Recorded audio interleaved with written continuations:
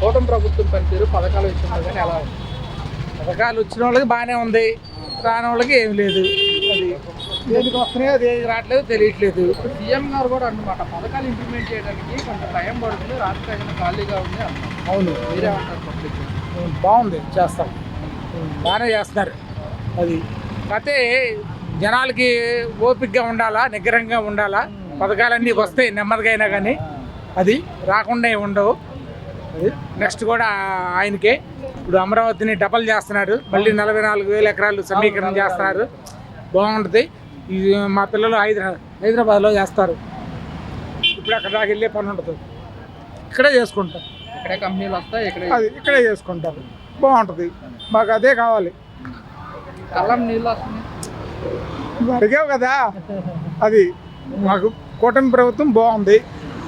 అది జగన్మోహన్ రెడ్డి ఎమ్మెల్యేకి త్వరగా రావాలి, వస్తే ప్రజలు కూటమి ప్రభుత్వాన్ని గద్దెదించడానికి ఎదురు వస్తారని చెప్పి ఎవరు?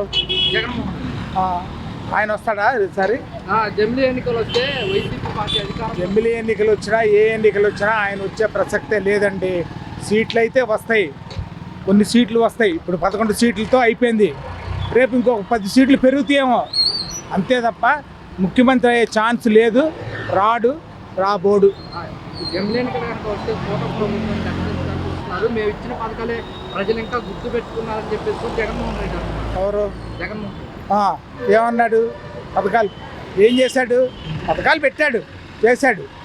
అది ఎన్ని బాధలు పడ్డారు, రేట్లు ఎలా పెరిగినాయి ఏంటి, అసలు దాని వ్యవహారం ఏంటి, లెక్క ఏంటి, ఇసుక కానీ దానికి కానీ దీనికి కానీ ఎంత తినేశాడు, ఏం చేశాడు? ఆయన ప్రజల్లోకి ఏ రోజైనా వచ్చాడా? పరదాలు పెట్టుకోకుండా ఏ రోజైనా వచ్చాడా? రాలేదుగా.